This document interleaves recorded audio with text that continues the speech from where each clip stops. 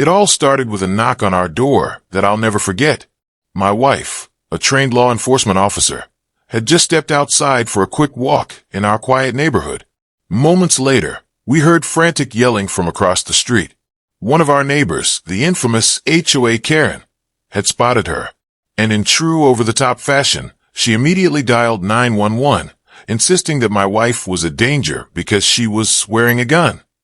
Yes, you heard that right. She called the cops over a legal firearm.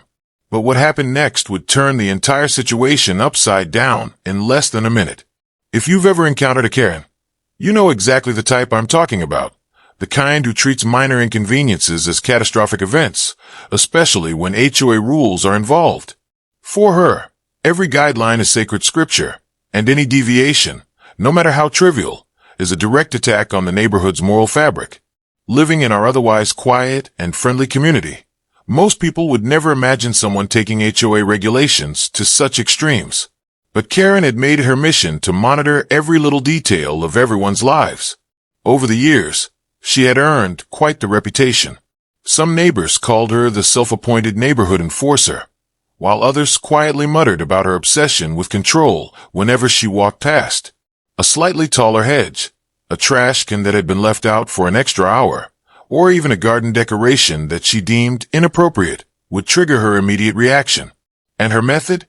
The HOA hotline, of course. Every complaint she filed came with a dramatic flourish, a sense of urgency, and often a level of paranoia that could rival a thriller movie. Karen thrived on attention. Whenever she filed a complaint, she would make sure to narrate it to anyone within earshot, often filming snippets on her phone. She wanted everyone to know she was the vigilant protector of the community, standing guard against chaos and disorder. At first, we tried to brush it off, thinking it was just another eccentric neighbor. But over time, it became clear that her behavior was escalating. No one could predict what minor offense might trigger her next call, and her reputation had begun to cause a ripple of tension throughout the neighborhood. Then came the day she saw my wife. My wife had just stepped outside for a routine walk around our block. Nothing unusual, just a bit of fresh air and exercise. But on that particular day, she happened to be carrying her service firearm, holstered discreetly and fully legal. For her, it was a normal part of life. She had been a law enforcement officer for years, trained extensively in safety protocols, and had never posed any threat to anyone. Yet, to Karen, this was nothing short of an apocalypse. Through the window of her front porch, Karen spotted my wife and immediately jumped into action. She fumbled for her phone, narrating her own version of the crisis to an invisible audience. Her voice was sharp, anxious, and overdramatic. "I'm calling the authorities. There's a woman walking in our neighborhood with a gun. This is dangerous. Everyone should know." She even began filming, holding her phone like a breaking news reporter, capturing every angle of what she believed to be a community threat. Meanwhile, my wife remained calm, completely aware that she had done nothing wrong.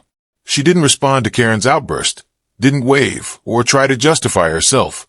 She simply continued her walk, her posture relaxed and composed. The firearm she carried was tucked safely in its holster, part of her off-duty uniform, fully compliant with both the law and the HOA rules. In that moment, she epitomized professionalism and restraint, the kind of composure that can only come from years of training and experience in high-pressure situations. What made the scenario even more absurd was the contrast between Karen's hysteria and my wife's calm. Here was a neighbor, panicked, waving her phone, and broadcasting her fear to anyone who might be watching. And there was my wife, walking quietly, her presence completely lawful, completely non-threatening, yet somehow triggering this full-blown meltdown. The neighborhood, if anyone had been watching, would have seen a scene almost comical if it weren't so tense. Karen's behavior escalated further as she continued narrating to her phone. "I've never seen someone walk around with a gun like this before," she exclaimed, shaking slightly with what seemed like a mix of fear and self-importance. "This isn't safe. The authorities need to be involved immediately. I can't believe this is happening in our community." She even gestured dramatically toward my wife, as if pointing out a villain in a movie scene. Passers-by might have paused, curious, but mostly confused, unable to understand what real danger existed. Because, in reality, there was none. It's fascinating how fear can warp perception. In Karen's mind, the presence of a legal firearm equated to imminent danger. In ours, and certainly in the police's, it was simply a trained professional going about her day. That difference in perception is critical, and it highlights how assumptions, unchecked anxiety, and obsession with control can create situations that are entirely unnecessary. What was happening in those moments also exposed a deeper human truth. Some people feel a need to assert control over situations they don't understand. Karen's obsession wasn't about safety, it was about authority. She wanted to be the person who dictated what was acceptable in the neighborhood. And when faced with something she didn't comprehend, like a responsible, armed law enforcement officer, her immediate response was panic and escalation. Meanwhile, my wife's calmness served as a silent counterpoint to the chaos. She didn't react to Karen's filming, didn't respond to the exaggerated accusations, and didn't allow herself to be drawn into an argument. Her restraint wasn't passive. It was active, deliberate, and powerful. She knew the law. She knew her rights, and she knew how to handle situations where emotions ran high, but facts remained clear. As Karen continued her dramatic performance, a crowd of curious neighbors began to gather subtly, peeking from windows and porches. Whispers of "what's going on?" and "is she serious?" started circulating. Many couldn't understand why one person's reaction had escalated to such absurd lengths. Meanwhile, my wife finished her walk and returned inside, entirely unaffected by the spectacle outside. By the time the authorities arrived, moments later, Karen had reached peak hysteria. She was still pointing her phone at my wife, narrating her emergency like a live reporter. And yet, when the officers stepped out of their car, calm professionalism replaced panic. They recognized my wife immediately, saluted her, and politely explained to Karen that she had overreacted, that my wife was fully within her legal rights, and that the threat she imagined did not exist. Karen froze. For the first time in her life, her narrative was interrupted, her authority questioned, and her assumptions proven false. The video she had filmed, meant to capture danger and heroism, now stood as a record of her own embarrassment. She slowly lowered her phone, unsure whether to delete it, hide it, or simply walk away. The contrast between imagined chaos and real-world reality had never been clearer. In the aftermath, the neighborhood buzzed with whispers, laughs, and stories retold in exaggerated fashion. Karen had become the subject of quiet jokes, while my wife gained quiet admiration for her composure. The incident highlighted not only the absurdity of overzealous HOA enforcement, but also the importance of restraint, professionalism, and knowing your rights. In the end, the entire scenario serves as a cautionary tale. Assumptions, fear, and a desire for control can spiral out of proportion very quickly. Meanwhile, calm, competent, and lawful behavior, as displayed by my wife, has a way of restoring perspective and diffusing tension almost immediately. And as for Karen, she learned, perhaps painfully, that not every situation calls for panic, and that sometimes the universe has a way of gently humiliating those who act without understanding. Here's where the story truly takes a wild turn, the kind of moment you almost can't believe if you weren't there. Karen, fully convinced she was acting as the heroic protector of the neighborhood, had just finished her dramatic 911 call. Her voice had been high-pitched, urgent, and tinged with a sense of self-importance. She described in painstaking detail a woman walking in the neighborhood with a gun, as if mere observation of a legally carried firearm amounted to a crisis of public safety. From the moment she hit call, Karen's imagination raced ahead, constructing scenarios of imminent danger, sirens wailing, and heroic intervention. She pictured police rushing in, neighbors hiding, and her role as the vigilant savior cemented forever in local legend. Little did she know, the universe had a very different script prepared for that day. Within 42 seconds of her call, the sound of approaching sirens cut through her dramatic monologue. Karen's eyes widened. Her phone shook slightly in her hands as the flashing lights of a patrol car pulled into view at the end of our street. She straightened up instantly, the on-camera hero persona fully engaged, ready to narrate the arrival of law enforcement as though it were the climax of a suspense thriller. But here's where reality completely shattered her expectations. As the patrol car came to a smooth stop, the officers inside recognized my wife immediately. Not just as a random citizen or a local resident, but as a fellow law enforcement officer and a respected member of the force. These weren't just any cops. They had worked alongside her before, collaborated on investigations, and trusted her judgment in high-stakes situations. The recognition in their eyes shifted the entire energy of the moment. Instead of the tense, hostile confrontation Karen had been envisioning, the scene unfolded almost cinematically. The patrol car doors opened in unison, and two officers stepped out with measured, professional grace. Their boots hit the pavement in sync, a sharp rhythm that could have been the soundtrack to a movie scene. One of them reached for his hat, then straightened, giving my wife a crisp, respectful salute, the kind reserved for someone who had earned the respect of their peers through years of dedication and service. Karen, who had been filming every second, froze mid-sentence. Her phone wobbled slightly in her grasp as she blinked, the words she had planned to narrate disappearing completely from her mind. For once, she was speechless. Shock, disbelief, and an unmistakable blush of embarrassment spread across her face. This was not the chaos she had envisioned. There were no dramatic arrests, no sirens blaring in panic, no neighbors whispering about imminent danger. Instead, what she saw was calm authority, professional respect, and recognition of someone she had dismissed entirely. The officers approached with a measured, courteous demeanor. They didn't shout. They didn't demand explanations or issue stern warnings. Instead, they spoke with calm clarity, addressing Karen's concerns while firmly but politely correcting her misconceptions. "Ma'am," one officer began, his tone steady but gentle. "What you've reported is not considered an emergency. The individual you're referring to is fully within her legal rights. She is a law enforcement officer, trained and authorized to carry her service firearm. There is no threat to the community." Karen's jaw dropped slightly. Her voice caught somewhere between panic and embarrassment. She had been so sure of her own authority, so convinced that she was responding to imminent danger, that the reality unfolding before her was nearly impossible to process. The officers didn't stop there. They offered genuine compliments to my wife, acknowledging her years of service and the respect she had earned across departments.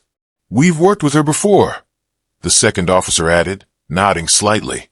"She's highly professional, and we can assure you that the situation you imagined is entirely unfounded." In less than a minute, the entire dynamic of the street had shifted. Karen's imagined drama, the narrative she had been building for herself, her neighbors, and the camera, evaporated instantly. The so-called threat she had conjured up vanished when confronted with calm professionalism and undeniable reality. The street that had been tense, charged with the anticipation of chaos, now felt almost serene, as if the officer's presence alone had reset the atmosphere. Meanwhile, my wife remained composed, her posture relaxed, her expression calm. She acknowledged the officers with a slight nod, returning the salute out of habit and mutual respect. There was no anger in her eyes toward Karen, no need for confrontation, just quiet professionalism.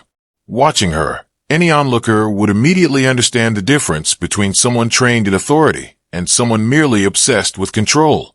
The contrast could not have been more stark. Karen, flustered and self-important, versus my wife, calm, competent, and entirely unshaken. Karen's phone, which had been her tool of self-validation, suddenly became a mirror reflecting her own embarrassment. She lowered it slowly, unsure whether to delete the video, keep it hidden, or somehow salvage her narrative. Her dramatic commentary, intended to portray herself as vigilant and heroic, now seemed almost absurd. The neighbors who had peeked out of their windows, initially curious, now exchanged quiet smiles and knowing glances, having witnessed the tension dissolve in the most unexpected of ways. The officers took a moment to reiterate the key point. My wife's rights were intact, her actions completely lawful, and no further intervention was necessary. They didn't lecture, they didn't berate, they simply stated the facts, firmly but politely. By addressing the situation with calm authority, they diffused not only Karen's panic, but also the potential for a neighborhood-wide misunderstanding. As the patrol car drove away, the street returned to its usual quiet rhythm. Karen, still visibly shaken, retreated to her porch, her previous bravado replaced with a quiet self-consciousness. My wife went back inside unbothered and continued with her day as if nothing unusual had happened, which for her it hadn't. The entire incident had lasted less than 2 minutes, yet it contained enough tension, drama, and irony to feel like a scene straight out of a scripted TV show. What this moment demonstrated, above all, was the power of knowledge, authority, and calm professionalism. Karen's overreaction, fueled by fear and assumptions, had collided with the undeniable reality of training, experience, and respect. And in that collision, the truth was clear. Reality will always outshine paranoia when it is grounded in facts, law, and professionalism. For the neighborhood, the story spread almost immediately.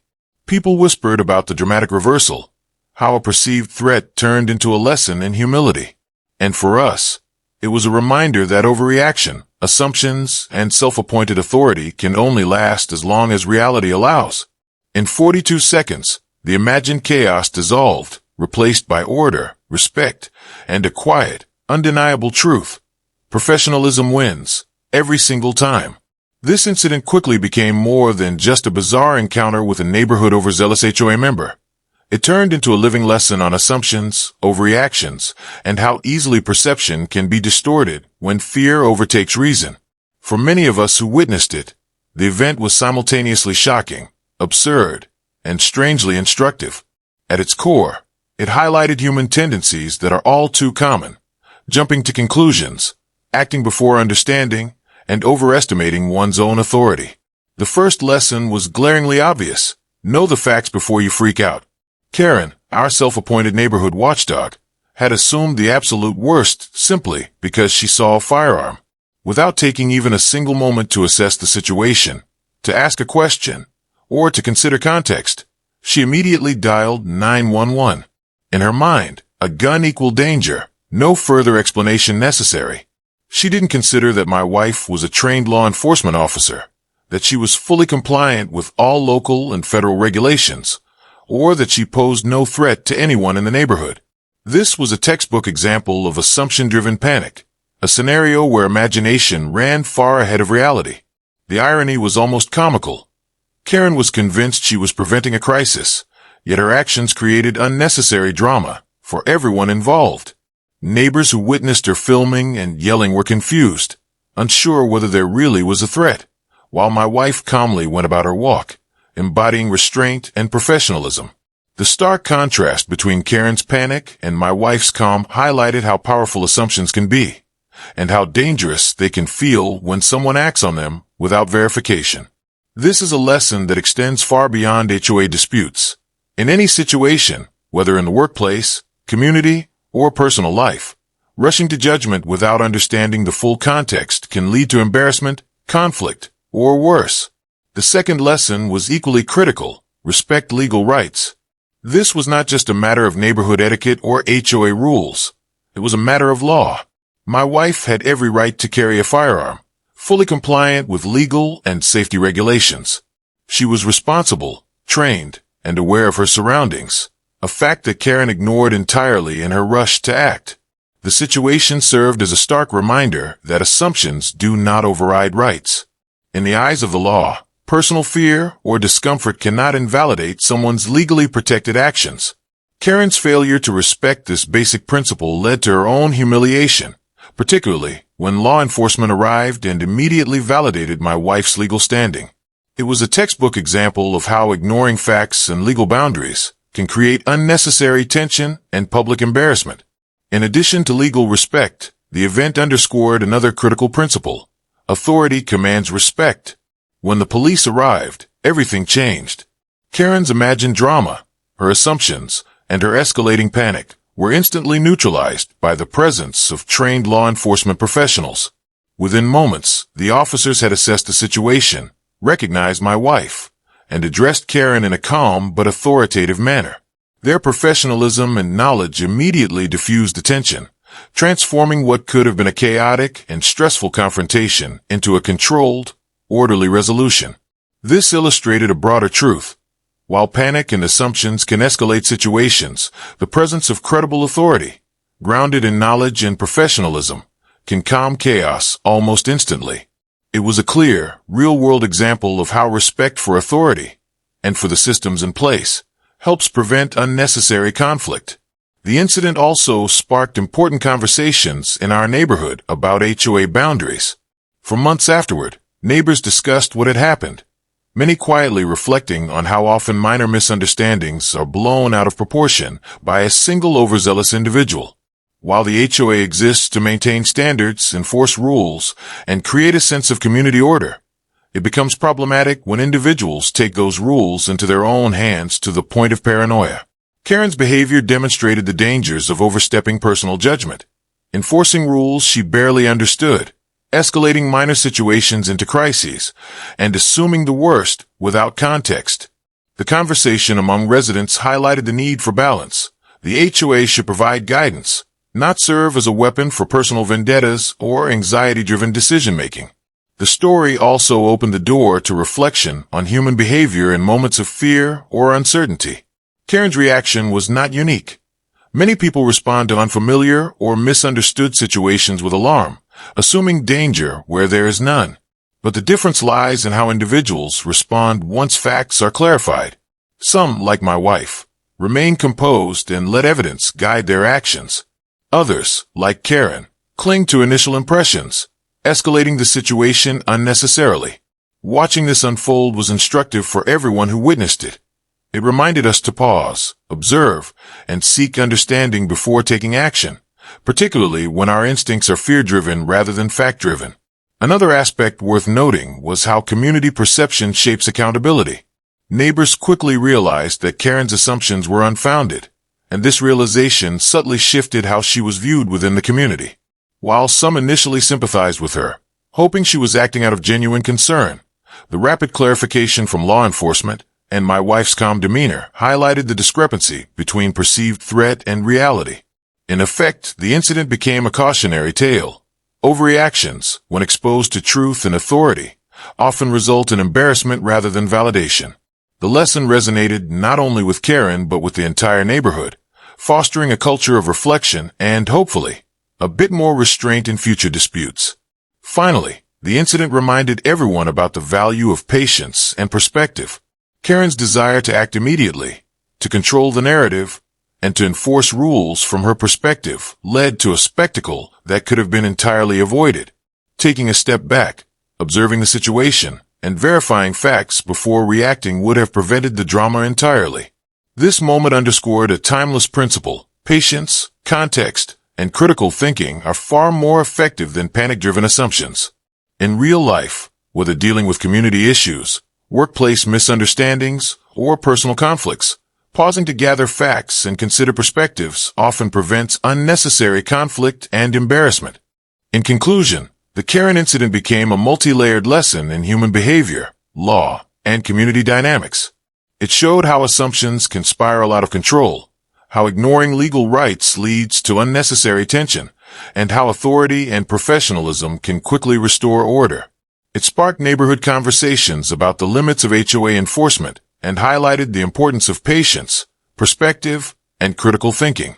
Most importantly, it served as a vivid, real-world example of how calm, lawful, and measured responses always triumph over panic and assumptions, and how overreaction, no matter how confident, often backfire spectacularly. For anyone watching or hearing the story, the takeaway is clear. Before you panic, ask questions. Before you act, understand the law. And always recognize the value of calm, competent authority in diffusing situations that might otherwise escalate into chaos. In our neighborhood, Karen's overreaction became a teachable moment, a story retold with laughter and disbelief, and a reminder that reality, facts, and respect for rights always win in the end. After the encounter, Karen's video, which she had filmed with such intensity and self-importance, quickly became the talk of our neighborhood. What was meant to prove her heroism and vigilance ended up doing quite the opposite. Neighbors who saw snippets of the footage couldn't help but laugh. Her dramatic narration, frantic gestures, and urgent 911 call made it look less like a real emergency and more like a parody of overreaction. In our community group chat, posts started popping up almost immediately. People shared screenshots, joked about the situation, and even compared it to other minor HOA overreaches they'd experienced. One neighbor commented, "I once got a call about my garden gnome being a hazard. At least I wasn't armed." The story spread quickly, not to shame anyone, but as a humorous example of what can happen when assumptions override common sense. Some neighbors admitted privately that they were relieved my wife was present during the incident. Knowing her background and calm demeanor, they were confident she could handle herself, and they were right. Her professionalism, coupled with the quick and respectful response from the police, ensured the situation was resolved smoothly and without conflict. For us, the episode became a reminder of the value of patience, professionalism, and a sense of humor. My wife took it all in stride, even joking that Karen had inadvertently highlighted her career rather than tarnished it. We shared a laugh, marveling at how life sometimes serves up absurd situations that are almost too ridiculous to believe. And Karen? She quietly retreated, deleted the social media post, and as far as we know, hasn't stirred up any more HOA drama since. What could have been a tense, stressful situation instead became a story we'll remember. A mix of humor, perspective, and a little lesson in the art of staying calm when others lose theirs.